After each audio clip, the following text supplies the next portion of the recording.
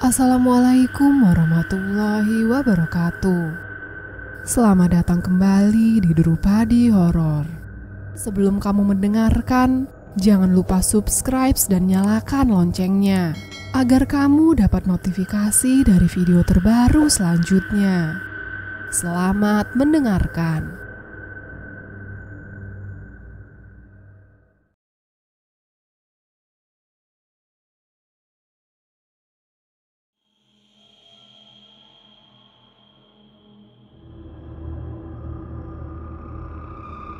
Kisah horor di pesantren.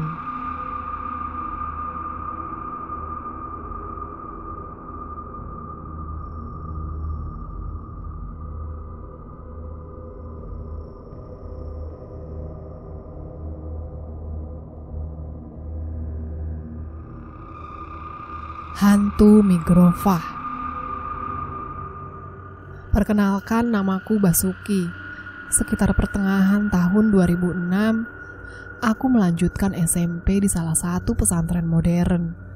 Sebenarnya aku tidak mau masuk pesantren, tapi ibulah yang bersikeras agar aku belajar ilmu agama di sana. Oh ya, perkenalkan juga teman SD-ku, namanya Hadi. Dia juga akan masuk pesantren yang sama denganku. Pagi sekali mobil travel berhenti di depan rumahku. Ibu dari semalam sudah mengemas semua barang-barangku. Hanya ibu yang akan mengantar ke pesantren, karena bapak sedang kerja di luar kota. Jadi mondok juga kau, hah? Mang Damin si sopir menyeringai ke arahku. Jadilah, Mang. Ibu yang menjawab. Dia tergopoh-gopoh membawa koper yang berisi pakaianku. Seorang kondektur dengan sigap membantu ibu, lalu memasukkan koper itu ke dalam bagasi mobil. Di dalam mobil, tampak Hadi sedang duduk dengan wajahnya yang kecut. Mungkin ia juga dipaksa untuk masuk pesantren. Sepanjang perjalanan, aku coba membayangkan seperti apa kehidupan di pesantren. Semuanya pasti akan berbeda. Aku harus mulai hidup mandiri.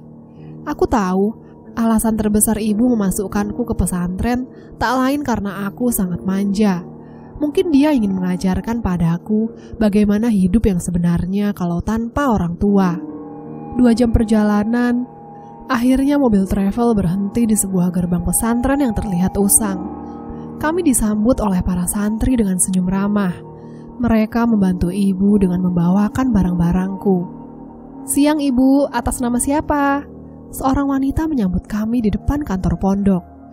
Basuki dan Hadi, jawab ibuku. Kamar anak kami di sebelah mana ya? Tanya ibunya Hadi. Perkenalkan, saya Ustazah Farihah. Jangan khawatir, Hadi dan Basuki nanti satu kamar ya. Di kamar Assalam. Rudi. Dia memanggil salah seorang santri yang berpakaian rapi berdasi. Tolong antarkan tamu kita ke kamar Assalam ya, pinta Ustazah Farihah. Baik Ustazah, jawab santri itu. Ia lalu membawa kami semakin masuk ke lingkungan pesantren. Banyak sekali santri yang berlalu lalang membawa piring yang sudah terisi makanan. Tampaknya memang ini jam makan siang bagi santri. Yang membuat aku bingung adalah mereka semua berbicara bahasa Arab.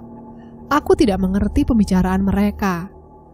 Sesampainya di kamar yang mereka beri nama Assalam, kami disambut lagi oleh ketua kamar di sana. Satu kamar terdiri dari 15 orang, termasuk ketua kamar. Aku masih ingat nama ketua kamarku, Kak Safrudin. Dia juga memang ramah, menasehatiku agar betah di pondok. Aku tidak yakin bisa beradaptasi dengan lingkungan seperti ini. 1 minggu di pondok, aku mulai betah. Kakak kelasku baik sekali. Mereka mengajariku bahasa Arab dan Inggris. Aku punya program sendiri agar cepat bisa bahasa Arab. Setiap hari minimal hafal 1 kosakata bahasa Arab untuk digunakan dalam percakapan.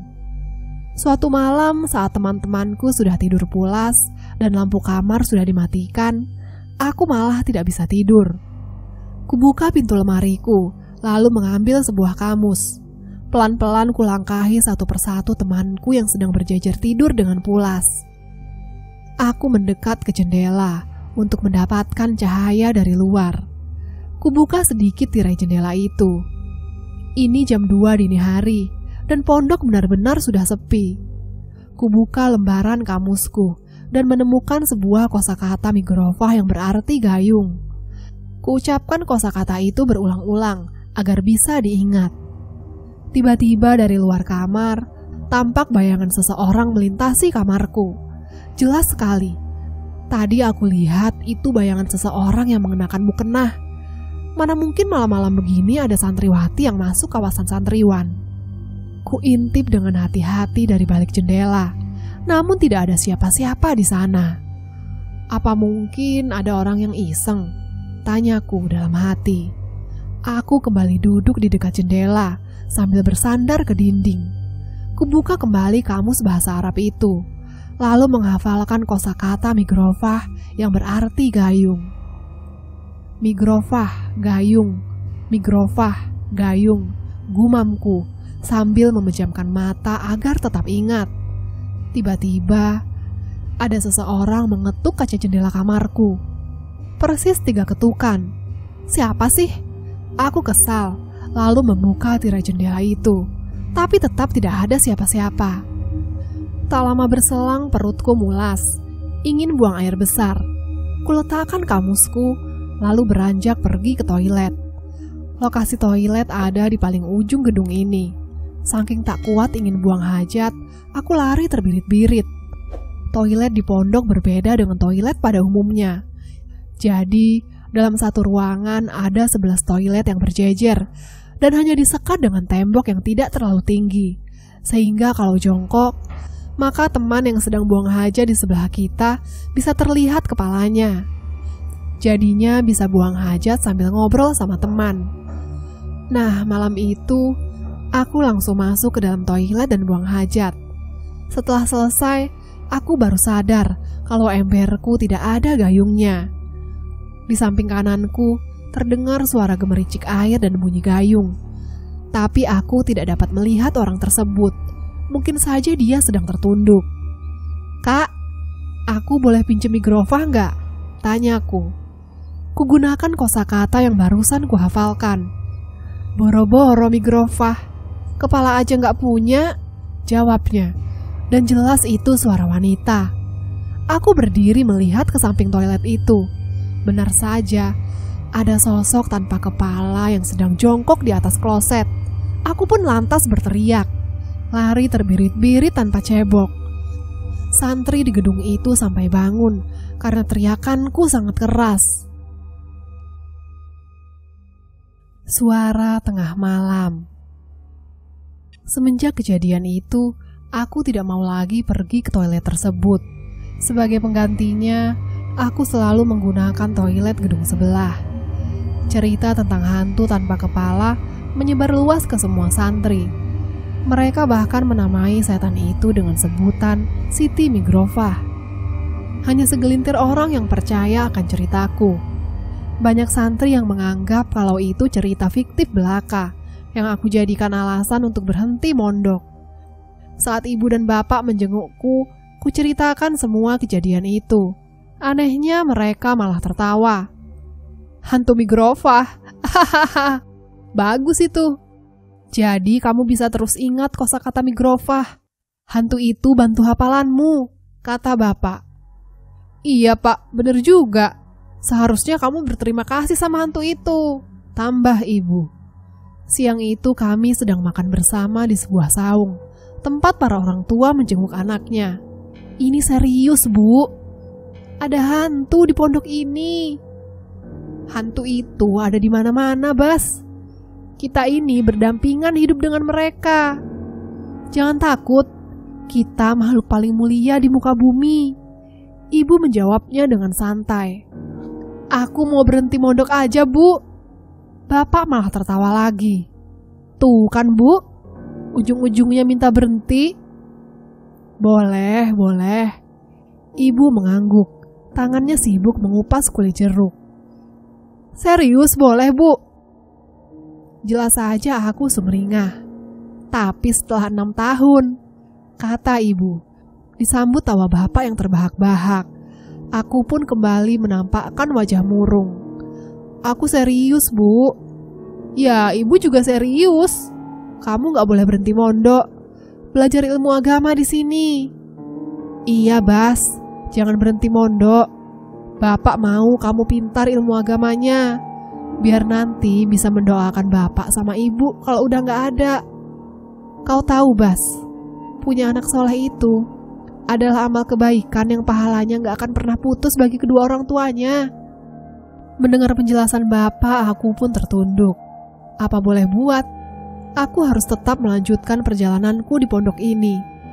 Setelah selesai menjenguk, ku antar ibu dan bapak sampai ke gerbang pondok. Sesaat sebelum mereka pergi, bapakku berkata padaku, "Jadilah anak soleh, Bas," kata bapak sambil tersenyum. Setiap malam Ustazah Laila sering mengaji Al-Quran tanpa speaker di masjid pondok. Beliau memang salah satu ustazah yang sangat rajin. Malam itu aku izin ke ketua kamarku untuk mencuci pakaian di toilet masjid. Dia selalu mengizinkanku, asal jangan terlalu larut malam. Kebetulan saat itu tidak banyak pakaian yang aku cuci, hanya 2 buah celana dan 1 baju. Dari dalam masjid, terdengar suara merdu Ustazah Laila. Aku suka mendengar beliau mengaji tengah malam seperti ini, membuat suasana jadi hangat. Selesai mencuci, ku bawa pakaianku ke belakang gedung. Namun di tengah perjalanan, aku bertemu dengan seorang wanita yang berjalan dengan santai sambil membawa Al-Quran. "Kebiasaan kamu nyuci baju malam-malam begini, Bas?" Itu jelas sekali Ustazah Laila. "Ustazah, bukannya tadi lagi ngaji ya di masjid? Orang saya baru mau ngaji." "Udah sana, cepat tidur. Udah malam, besok harus sekolah," suruh beliau. "Ustazah, sumpah tadi aku dengar suara ustazah lagi ngaji di masjid." Lalu suara itu terdengar kembali. Itu suara Ustazah Laila sedang membaca surat Al-Ikhlas. Suara itu bahkan terdengar sangat keras, terkesan membentak-bentak. "Tuh, itu suara ustazah." Kuletakkan ember yang berisi pakaian. Wajahku kebingungan. Ustazah Laila mengerutkan dahi. Ia mendengarkan suara itu dengan seksama. "Astagfirullah," katanya. Ia lalu menghampiri sumber suara tersebut. Aku penasaran dan mengikutinya dari belakang. Dia masuk ke dalam masjid, lalu menyibakkan tirai pembatas barisan lelaki dan perempuan. Suara perempuan mengaji masih terdengar keras, memenuhi ruangan masjid. Tapi tidak ada siapa-siapa di dalam sana. Walaupun aku dan ustazah sudah masuk ke dalam masjid, suara itu tak mau berhenti. "Basuki, cepat pulang ke kamarmu," pinta Ustazah Laila. Malam itu benar-benar sangat menakutkan. Jin itu ada yang jahat, ada juga yang baik. Sebagian dari jin juga ada yang muslim. Ya, bisa jadi apa yang kau dengar di masjid itu adalah jin muslim. Jadi janganlah takut. Aku menceritakan kejadian semalam pada Ustadz Didi, dan dia menanggapinya dengan santai. "Kamu jangan khawatir. Jin itu tidak akan ganggu lagi." "Dari mana Ustadz tahu kalau dia nggak akan ganggu lagi?" "Nanti malam Ustadz bicara sama jin itu," katanya. Aku terkagum-kagum mendengar pernyataan Ustadz Didi. Dia memang terkenal sebagai Ustadz yang sakti. Itu baru segelintir kisah mengerikan yang pernah ku alami di pondok. Yang paling aku ingat adalah tentang si Sandi. Dia adalah temanku satu kamar. Asalnya dari Tangerang. Dia anak yang misterius, pendiam, dan punya tatapan yang mengerikan. Nanti akan kuceritakan tentang anak menakutkan itu, dan bagaimana dia menjadi penyebab kesurupan massal. Dijenguk ayah yang sudah meninggal. Namanya Sandi. Dia itu pendiam, berbicara seperlunya saja, dan memisahkan diri dari santri lain. Di pondok, biasanya kami makan bersama dan saling berbagi lauk pauk. Namun lain halnya dengan Sandi. Dia selalu makan sendirian di depan lemarinya. Yang dia makan pun hanya nasi putih dan garam. Padahal dapur pondok menyediakan lauk pauk yang beragam. Aku juga heran, hampir semua pakaian Sandi berwarna putih.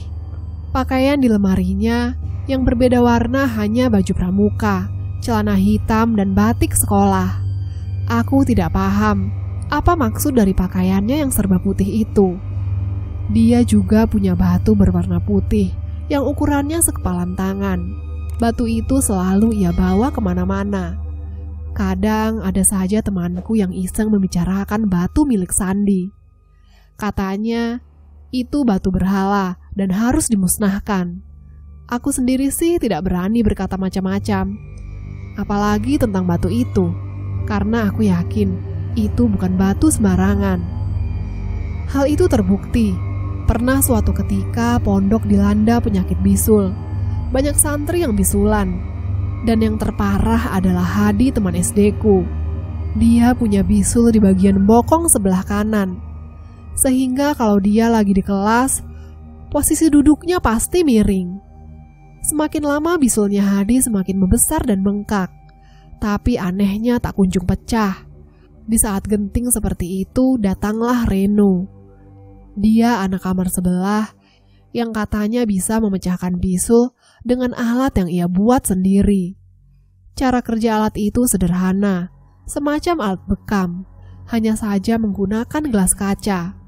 Ia juga menggunakan koin yang dibungkus dengan kertas untuk menyulut api. Hadi malam itu tidak bisa tidur. Bokongnya terasa panas seperti dibakar. Aku tak tega melihatnya. Akhirnya aku panggil Reno untuk membantu si Hadi. Kau tenang, Di. Gua ini profesional.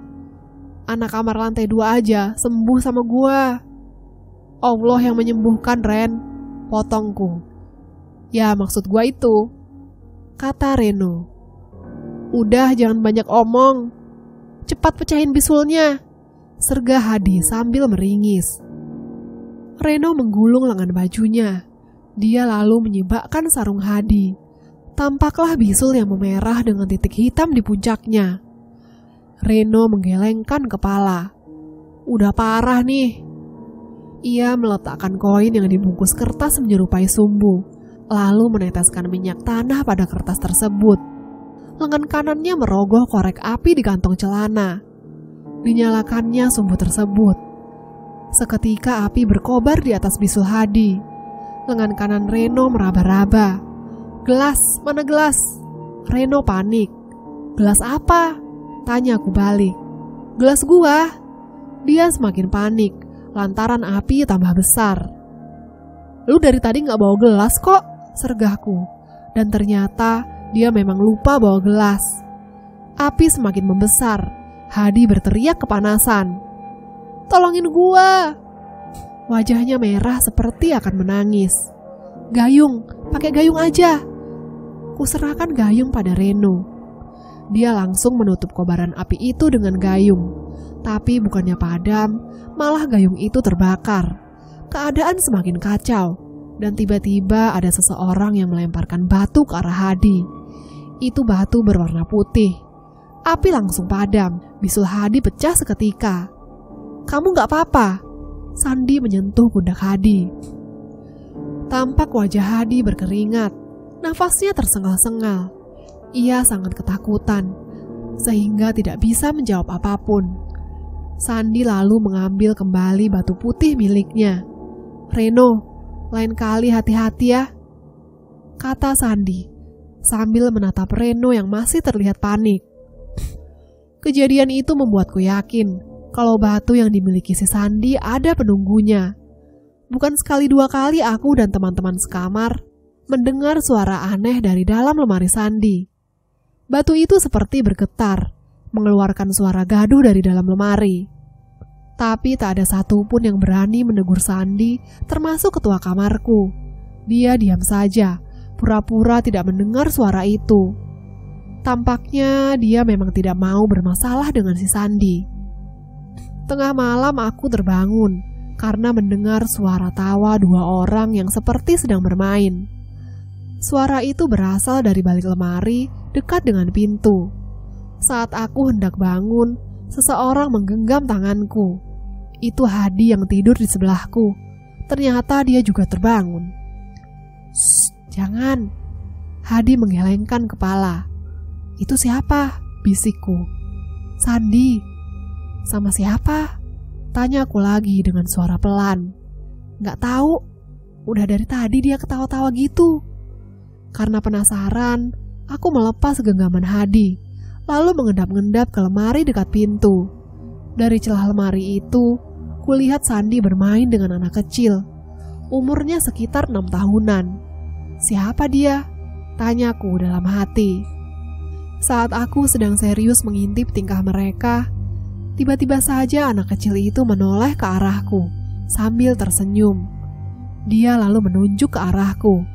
Segera aku kembali ke tempat tidur sebelum si Sandi mengetahuinya. Keesokan harinya, kulaporkan kejadian itu pada ketua kamar.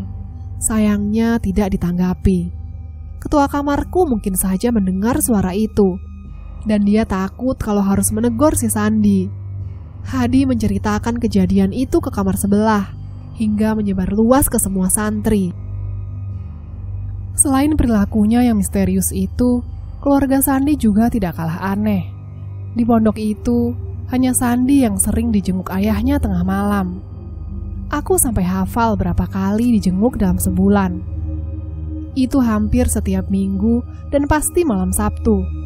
Saat santri sedang tidur pulas, si Sandi malah dijenguk tengah malam. Aku sering membukakan pintu untuk ayahnya Sandi. Aku juga sering dikasih uang tip. Ayahnya memang baik. Kata Sandi, ayahnya adalah orang sibuk, sehingga dia hanya bisa menjenguk Sandi di malam hari saja. Setiap Sandi dijenguk, pasti satu kamar makmur oleh makanan. Bapaknya Sandi sering membawa nasi timbel dengan lauk pauk yang nikmat, juga makanan ringan yang lumayan banyak. Si Sandi tidak pernah memakan pemberian bapaknya itu. Dia malah membagikan semua makanan yang ia punya ke teman-teman sekamarnya. Ya, kami sih merasa diuntungkan. Asal perut kenyang itu sudah membuat kami senang. Tapi semua itu berubah menjadi mencekam saat kami tahu kalau ayahnya Sandi sudah lama meninggal. Hal itu baru kami ketahui saat pengumuman peringkat semester ganjil. Si Sandi menjadi juara 2, dan nama ayahnya disebut dengan gelar almarhum di depan namanya. Setelah kami satu kamar tahu kebenaran itu, kami tak mau lagi menerima makanan pemberian Sandi. Malam berikutnya, saat semua orang sudah tidur lelap, pintu kamar diketuk. Aku tahu, itu pasti ayahnya Sandi yang rutin menjenguk di malam Sabtu. Kulihat Sandi bangun, lalu berjalan ke arah pintu. Sayup-sayup, ku dengar percakapan mereka dari balik lemari itu. "Mereka sudah tahu, ayah, dan tidak mau menerima makanan dariku lagi," kata Sandi. "Nanti ayah beri mereka pelajaran," timpal ayahku. Aku semakin takut mendengar ancaman itu. Sebisa mungkin kupejamkan mata. Kututup kepalaku dengan bantal agar tidak mendengar percakapan mereka. "Dia orangnya, ayah." Tiba-tiba saja si Sandi sudah berdiri di depanku sambil menunjuk wajahku. Kenapa ya?" Aku terbata-bata melihat wajah ayahnya yang datar dan pucat. "Akibat mengencingi pohon angker." "Siapa namamu?" tanya ayah Sandi. Basuki, Pak," jawabku terbata-bata dan masih dalam posisi telentang. "Berdiri," pintanya. Kuturuti perintahnya. Ragu-ragu aku berdiri sambil tertunduk. Aku tidak berani menatap wajah ayah Sandi yang mengerikan itu. "Pegang lenganku." Dia menjulurkan lengan kanannya. Perlahan ku pegang lengannya itu. "Ada denyut nadi?" tanyanya. Aku mengangguk. Padahal aku tidak merasakan sedikit pun denyut nadi di pergelangan tangannya. "Aku masih hidup. Jangan menakut-nakuti temanmu. Kasihan Sandi," lanjutnya. "Baik, Pak. Maafkan saya." Aku minta maaf. Padahal aku sama sekali tidak merasa bersalah. Dia lalu beranjak dari kamar. Sedangkan aku sempat pipis sedikit di celana saking takutnya. Aku tidak akan pernah lupa kejadian mengerikan itu. Keesokan paginya, aku bertingkah seolah tidak terjadi apa-apa semalam. Aku juga memaksakan diri untuk makan nasi timbel yang dibawa oleh Ayah Sandi semalam. Semua teman-temanku di kamar terheran-heran melihatku yang lahap memakan nasi timbel pemberian si Sandi. "Lu gak takut, Bas?" tanya Hadi. "Enggak, ini makanannya enak kok. Lu mau?" Kusodorkan nasi timbel itu. "Enggak, gua gak berani. Itu tuh makanan yang dibawa sama orang yang udah apa?" Tiba-tiba Sandi ada di belakang Hadi. Ia menatap Hadi dengan tatapan tajam. Udah. Hadi salah tingkah. "Udah menjenguk lu, Sandi," jawabku dengan santai. "Ya, itu maksud gua." Hadi membenarkan posisi pecinya. Dia masih terlihat gugup, sekaligus takut. "Enak gak makanannya?" Sandi melirik ke nasi timbel yang sedang aku makan. "Wah, gila sih, ini enak banget. Ibumu yang masak ya?" "Bukan, tapi ayah yang masak," jawab Sandi. "Bleh." Hadi malah mual. Itu membuat Sandi seketika melirik ke arahnya. "Maaf, kayaknya gue masuk angin." Hadi pun pergi keluar kamar.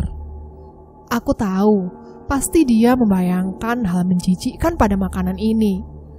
Apalagi yang memasaknya adalah orang yang sudah meninggal. Sandi masih memperhatikanku yang sedang makan. Mau ikut makan?" tanyaku ragu-ragu.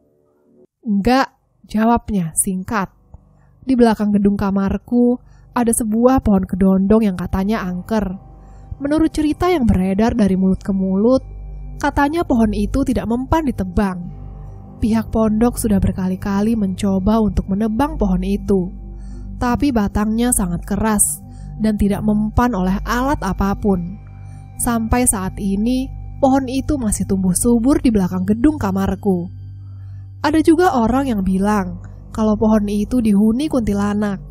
Aku juga mendengar pengakuan dari beberapa santri yang pernah ditertawakan kuntilanak penghuni pohon kedondong. Semua santri takut pada pohon itu, terkecuali Reno. Dia memang santri yang bebal dan sok tahu. Suatu sore setelah selesai olahraga, aku, Hadi, dan Reno nongkrong di belakang gedung sambil minum es jeruk yang kami buat sendiri. Tiba-tiba Reno melirik pohon kedondong yang tak jauh dari tempat kami nongkrong. "Kalian percaya sama keangkeran pohon itu?" tunjuk Reno ke arah pohon. "Iyalah, udah jangan diomongin. Nanti penunggunya dengar," kata Hadi. "Kalian semua tertipu. Kalian tahu, gua sering lihat Mang Jasim, tukang bangunan pondok ini, ngambil buah kedondong di pohon ini. Isu tentang pohon angker itu pasti hanya akal-akalannya Mang Jasim saja, agar tidak ada santri yang berani memakan buahnya. Buah itu pasti dia jual ke pasar. Masa sih, Ren?" Aku mengerutkan dahi. "Kalian gak percaya? Nih, gua buktikan ya." Reno memelorotkan celana kolornya. Ren, mau ngapain lu?" Dia kencingi pohon kedondong itu. Aku dan Hadi terkejut melihat perilaku Reno. "Gila lu, Ren." Hadi menggelengkan kepala. "Jangan bawa-bawa gua ya. Lu yang kencing sendiri, dan gua gak mau ikut ketulah," sergahku pada Reno. "Sama, Ren, gua juga gak mau kena batunya nanti." Hadi sependapat denganku. "Halah, kalian itu dimakan sama mitos dan kebohongan. Lihat saja, gua masih baik-baik aja kan?" Reno tersenyum, gayanya tengil sekali. Tidak butuh waktu lama bagi Reno untuk merasakan akibat dari perbuatannya itu. Setelah tadi sore mengencingi pohon angker, malamnya Reno berteriak kesakitan. Kelaminnya membengkak. Ia bahkan menangis karena tidak kuat menahan rasa sakit. Kami lalu membawanya ke puskesmas pesantren. Namun rasa sakitnya tidak kunjung sembuh. Dia berteriak sambil meminta ampun pada penghuni pohon kedondong itu. "Emangnya kamu ngapain di pohon itu? Emangnya kamu ngapain di pohon itu?" tanya petugas puskesmas. "Kencing, Bu. Dia kencing di pohon itu." Aku yang menjawab, karena Reno tak berhenti berteriak kesakitan. "Aduh, kayak kebakar nih. Tolong!" Reno terus menceracau. "Coba panggil si Sandi," pintaku pada Hadi. Tak lama kemudian Sandi muncul. Dia melihat kondisi Reno, lalu menggelengkan kepala. "Gak bisa ini. Aku gak bisa tolong dia," katanya. "Kenapa?" tanyaku. "Penunggu pohon itu sangat marah," jawab Sandi lagi. Reno pun harus dirawat di puskesmas pesantren itu. Keesokan paginya, kelamin Reno semakin parah, membengkak dan memerah seperti mau meledak. Di saat seperti itu, untung saja ada Ustadz Didi yang datang menjenguknya. "Tolong ambilkan air putih," pinta Ustadz Didi. Dia menyibakkan sarung Reno. Air itu dibacakan doa-doa oleh Ustadz Didi, lalu disemburkannya air tersebut pada kelamin Reno. "Lain kali jangan gegabah, Ren," kata Ustadz Didi. Ia lalu menutup kembali sarungnya Reno. Beberapa hari kemudian, Reno akhirnya sembuh. Dia tidak berani lagi mempermainkan pohon kedondong itu. Bahkan Reno tidak mau lagi diajak nongkrong bareng di sana. Di belakang pondokku ada sebuah sungai besar. Kalau musim hujan, airnya akan naik sampai masuk ke komplek pondok. Sungai itu terkenal dengan jembatannya yang angker. Namanya Jembatan Cimuning. Aku pernah mendengar cerita dari salah satu santri tentang keangkeran jembatan itu. Dulu menjelang maghrib, ada seorang pedagang cilok yang hendak pulang ke kampungnya yang berada di seberang sungai. Namun di tengah-tengah jembatan itu, tiba-tiba muncul sekawanan anak kecil dari semak-semak. Mereka menghampiri pedagang cilok itu sambil membawa uang 10 ribuan. "Mang, beli, Mang!" Ada 10 orang anak yang mengerumuni si pedagang cilok. Jelas saja hal itu membuatnya senang, lantaran dagangannya akan laris. Ia pun berhenti di tengah-tengah jembatan untuk melayani pelanggannya. Setelah semua anak mendapatkan cilok, mereka berlarian kembali ke tepi jembatan. Selang beberapa saat, uang yang diterima si pedagang cilok berubah jadi daun kering. Si pedagang cilok terkejut melihat tumpukan daun di lacinya. Lalu dari ujung jembatan, tampak anak-anak kecil itu muncul lagi.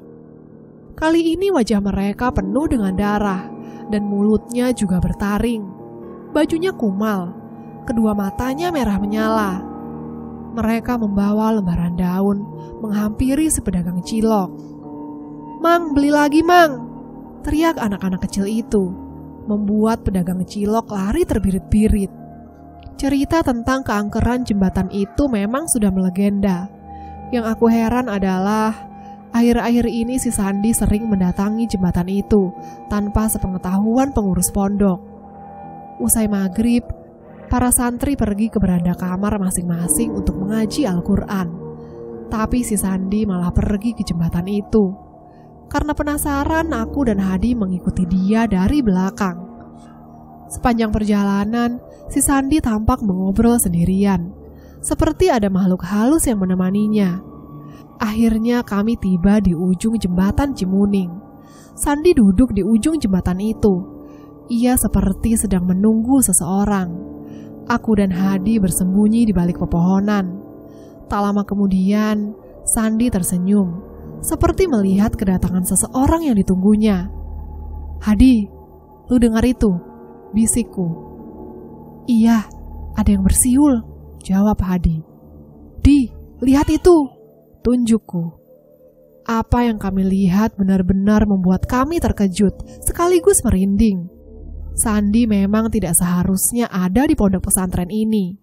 Dia tidak sama seperti kami. Atau mungkin dia bukan manusia seperti kami. Riwayat Sandi. Kulihat ada seorang wanita menghampiri Sandi. Yang membuatku terkejut adalah kedua kaki wanita itu melayang. Dia mengenakan baju warna merah dan kain batik. Aku dan Hadi terkejut bukan main.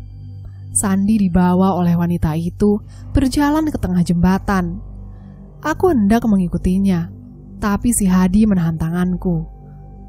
"Mau kemana?" tanyanya. "Ngikutin si Sandi," jawabku. "Jangan, terlalu berbahaya," kata Hadi. "Tapi kalau dia hilang gimana?" tanyaku lagi. "Kita lapor ketua kamar aja," Hadi memberi saran. "Ya sudah, ayo pulang," kataku. Kami pun pergi dari sana. Sesekali aku menoleh ke belakang. Dari kejauhan, masih terlihat punggung Sandi yang semakin menjauh, dibawa oleh wanita misterius itu. Sesampainya di beranda kamar, aku menceritakan apa yang kulihat di jembatan Cimuning. "Sandi, Kak. Sandi dibawa setan," kataku sambil mengatur nafas. "Hah? Dibawa setan?" kata ketua kamarku. "Iya, Kak. Ayo selamatkan dia," ujar Hadi. "Apaan sih? Kalian jangan mengada-ngada ya. Itu si Sandi lagi ngaji," kata ketua kamar kami, sambil menunjuk ke arah kanan. Dan benar saja, kulihat Sandi sedang hikmat mengaji di beranda kamar. Dia menoleh ke arahku dengan tatapan datarnya. "Tapi Kak, sumpah demi Allah, aku lihat si Sandi tadi dibawa sama wanita misterius di jembatan," kataku, mencoba untuk meyakinkan ketua kamar. "Iya, wanita itu kakinya melayang, Kak," tambah Hadi. "Hati-hati sama yang kalian lihat." Sandi berdiri dan menatap ke arah kami berdua. Tatapan itu selalu membuatku takut. "Emang kenapa?" tanyaku. "Yang kalian lihat itu setan," bentak Sandi. Aku seketika merinding. Tak lama berselang, tiba-tiba terdengar suara gaduh dari lantai 2. Semua santri di lantai bawah pun seketika menutup Al-Qur'annya. Mereka berhamburan naik ke lantai 2 untuk mencari tahu apa yang sedang terjadi. Aku pun penasaran, lalu ikut naik ke lantai 2. Sesampainya di sana, kusaksikan seorang santri yang sedang kesurupan. Dia mengamuk sendiri. Tidak ada yang berani mendekatinya. Mulutnya terus menceracau tidak jelas. Tingkahnya menjadi semakin aneh. Kedua tangannya bersidekap. Dia lalu melompat-lompat seperti pocong sambil tertawa dengan suara keras. Jelas sekali itu bukan suaranya. Kalau didengarkan, itu seperti suara lelaki yang sudah lanjut usia. Santri itu terus-terusan melompat ke sana-sini. Kedua matanya melotot.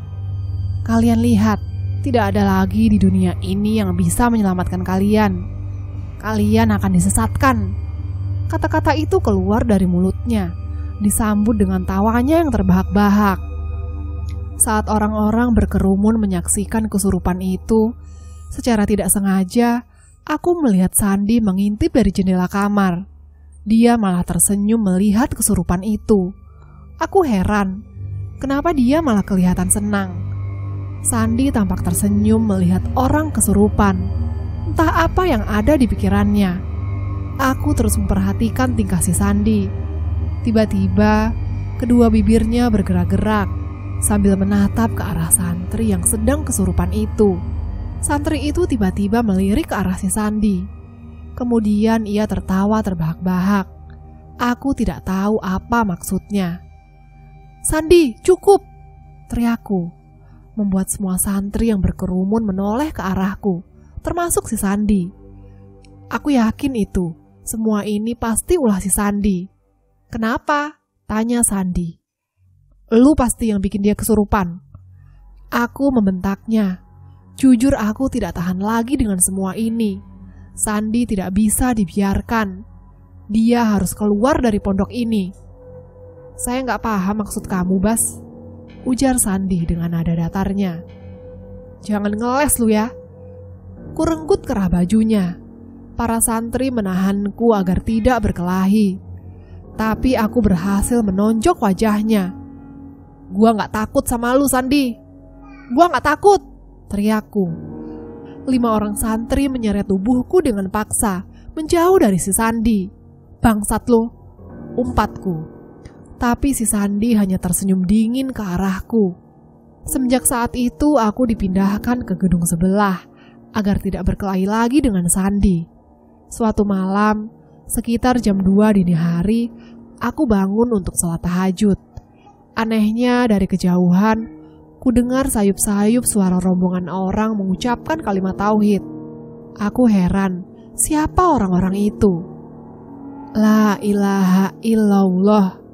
Suara gemuruh itu semakin mendekat. Pelan-pelan aku mengintipnya dari balik tirai jendela. Seketika saja aku terkejut karena ada rombongan orang berpakaian hitam sedang memikul keranda mayat. Di sana juga ada Sandi yang sedang berdiri seperti menyambut kedatangan keranda itu. Mereka menurunkan keranda itu, lalu keluarlah asap yang mengepul dan menggumpal tebal. Asap itu membentuk pocong berukuran kecil. Sandi kemudian membopong pocong itu masuk ke dalam kamarnya. Rombongan orang berbaju hitam perlahan hilang begitu saja. Jujur aku tidak bisa membiarkan Sandi terus berada di pesantren ini. Semua orang harus tahu kalau si Sandi bawa hantu ke pondok. Malam itu juga, aku memberanikan diri mendatangi kamar Sandi. Tapi yang aku lihat sangatlah di luar dugaan. Kamar itu dipenuhi hantu.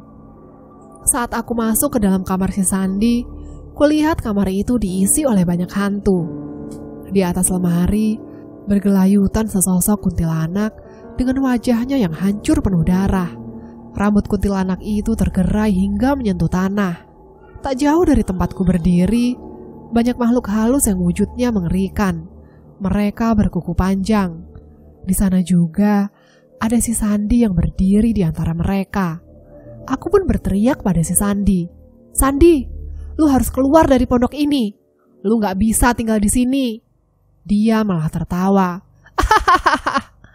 Suaranya menggema, dan itu seperti suara orang dewasa. Sesaat kemudian, entah kenapa tiba-tiba tubuhku seperti terseret paksa mendekat ke arah si Sandi.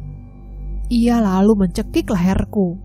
Aku meringis sambil berkata, "Istighfar Sandi, lepasin gua."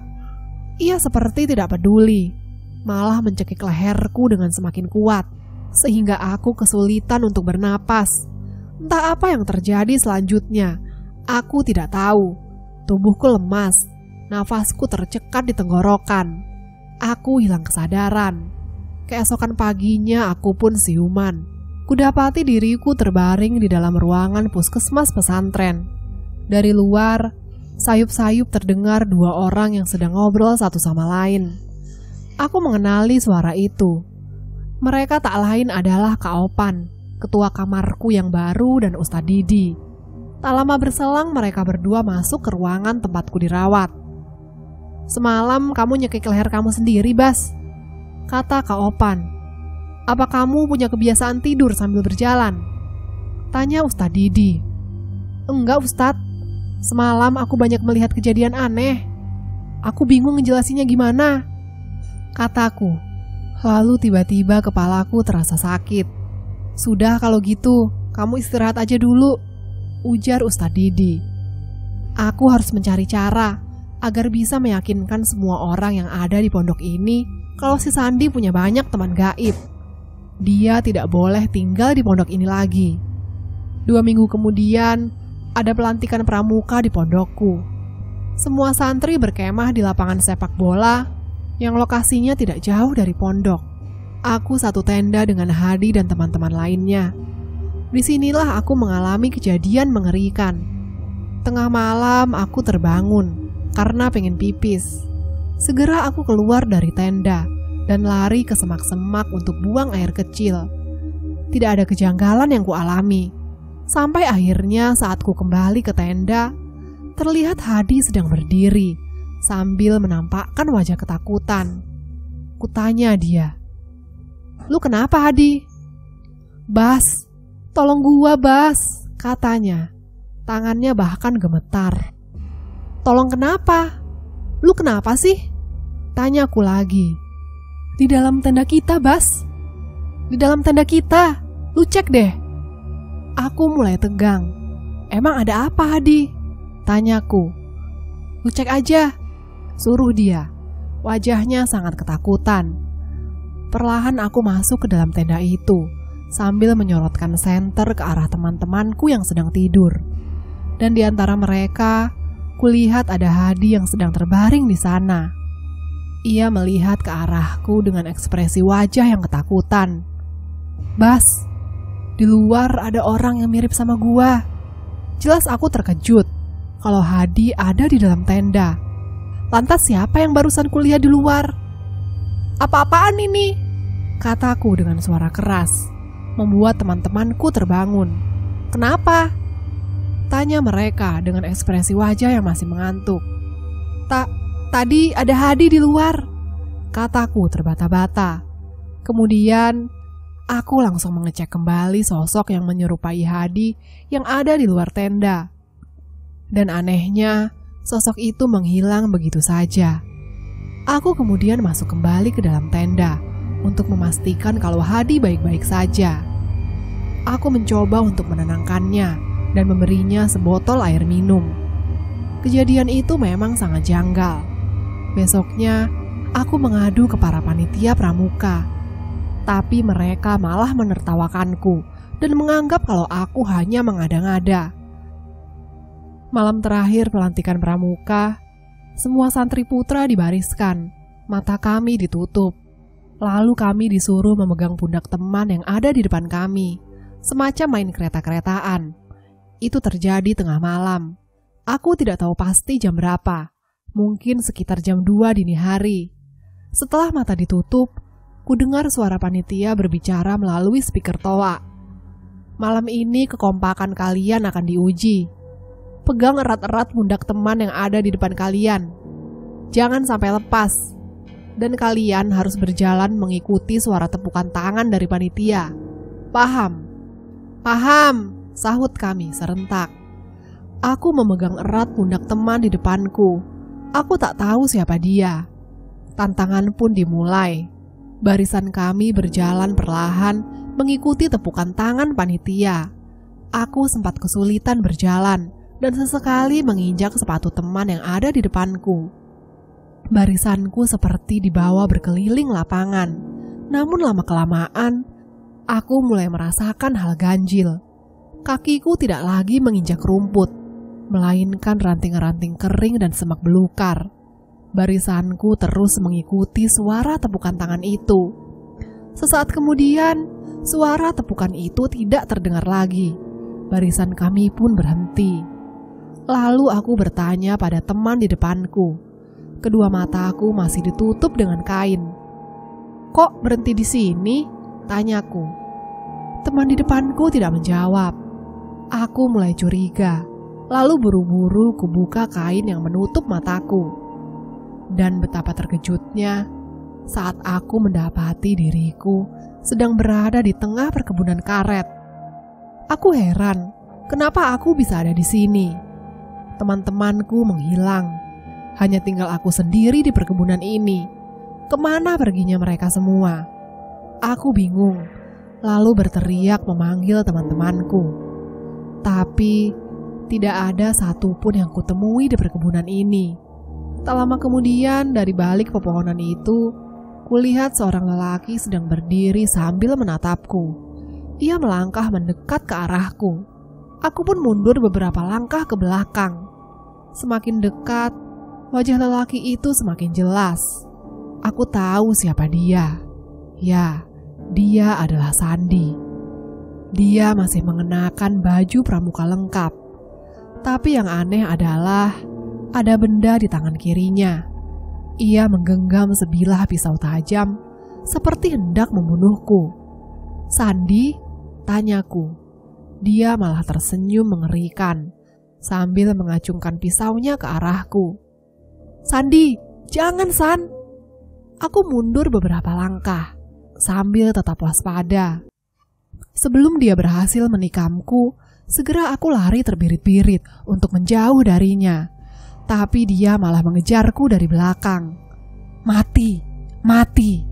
teriaknya, membuatku semakin tambah takut. Aku heran, apa sebenarnya salahku? Aku terus berlari menjauh dari Sandi. Sesekali kuperhatikan sekelilingku. Ada pepohonan karet yang berjejer rapi. Sialnya saat sedang lari, kakiku tersandung. Lalu aku tersungkur ke semak-semak. Kulihat Sandi sudah berdiri di hadapanku sambil menggenggam sebilah pisau. "Jangan Sandi, jangan bunuh aku," kataku. Dia lalu tersenyum mengerikan dan berkata, "Kembalikan barang yang kau curi," katanya, terkesan mengancam. Sandi mengarahkan pisau itu ke wajahku. Ya, memang beberapa hari lalu aku mencuri sesuatu dari lemarinya Sandi. Yang kucuri tak lain adalah batu putih itu. Bagiku batu itu adalah simbol berhala.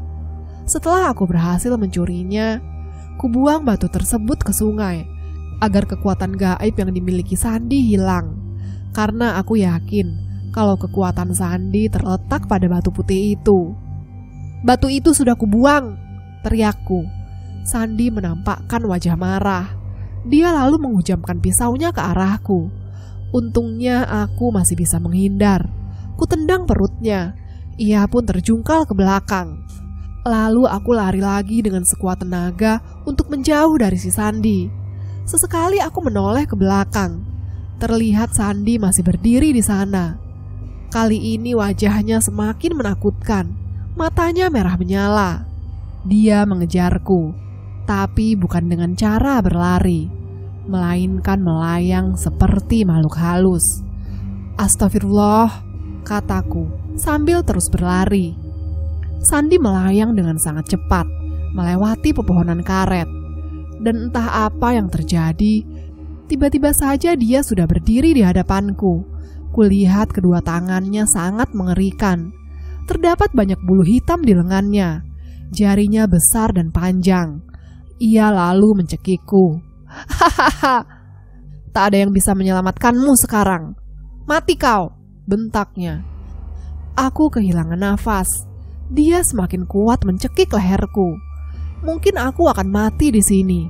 Tak lama berselang, tiba-tiba saja cekikan tangannya melemah. Kudengar suara seseorang membaca ayat suci. Sandi melepaskan tangannya dari leherku. Dia lalu berteriak kesakitan.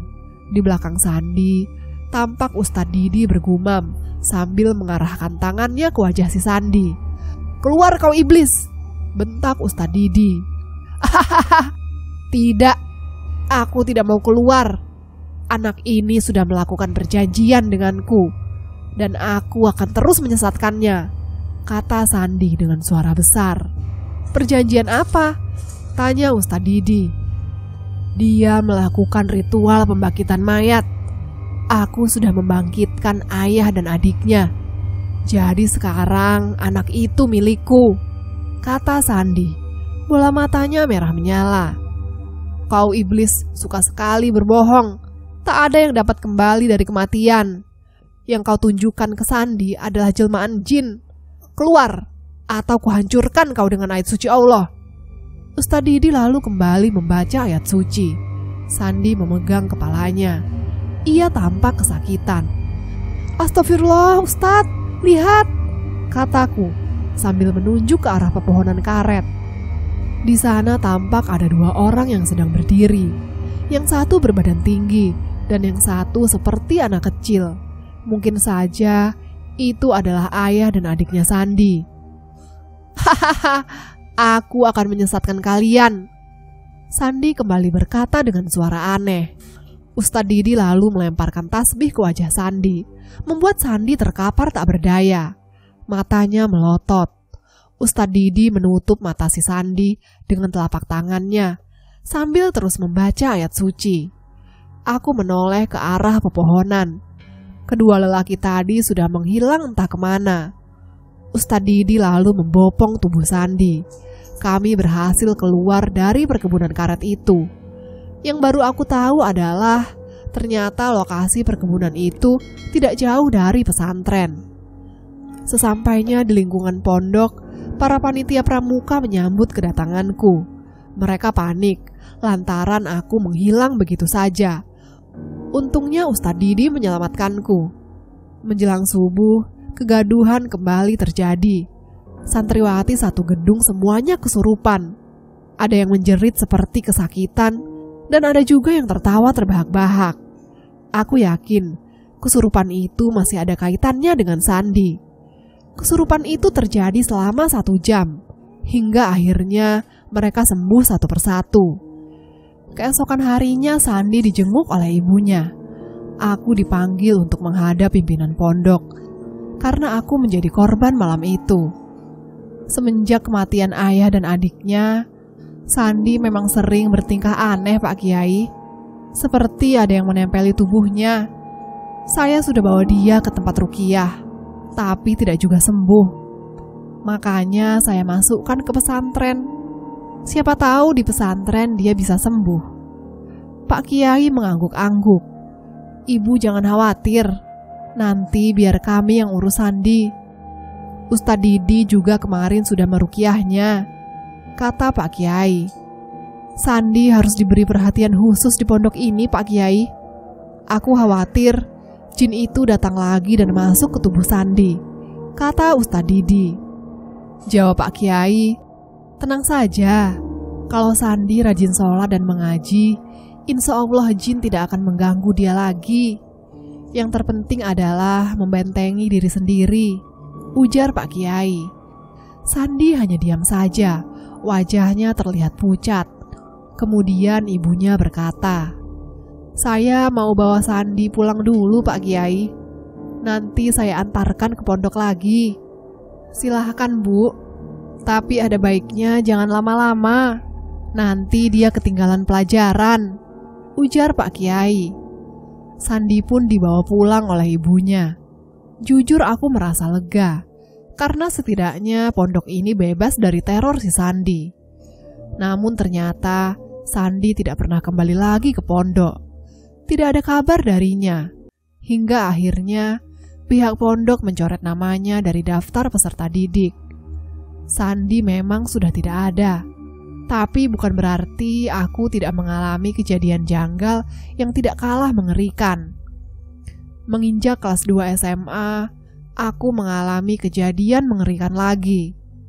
Saat itu, setiap santri yang sudah menginjak kelas 2 SMA akan diberi jadwal untuk menjadi penjaga pondok di malam hari.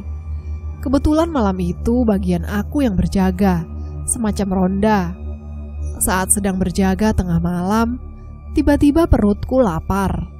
Kebetulan waktu itu kulihat lampu dapur umum sudah menyala. Kulirik jam tanganku.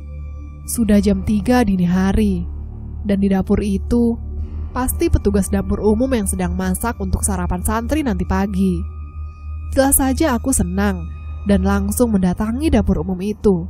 Siapa tahu ada makanan yang sudah matang. Aku bisa minta sesuatu yang bisa dimakan pada ibu penjaga dapur umum.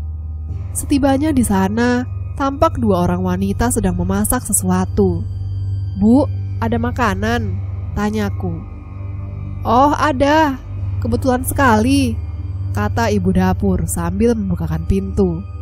Dia lalu menyerahkan tempe goreng dan sepiring nasi padaku. Aku makan dengan lahap sampai perutku kenyang.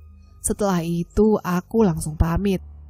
Namun baru saja 3 langkah dari dapur, lampu dapur seketika padam dan pintu tertutup dengan sangat keras, seperti dibanting. Karena penasaran aku periksa jendela dapur itu sambil menyorotkan cahaya senter. Dan anehnya, tidak ada siapa-siapa di dalam dapur. Padahal jelas-jelas tadi ada 2 orang yang sedang memasak. Aku pun lari terbirit-birit menjauh dari dapur umum.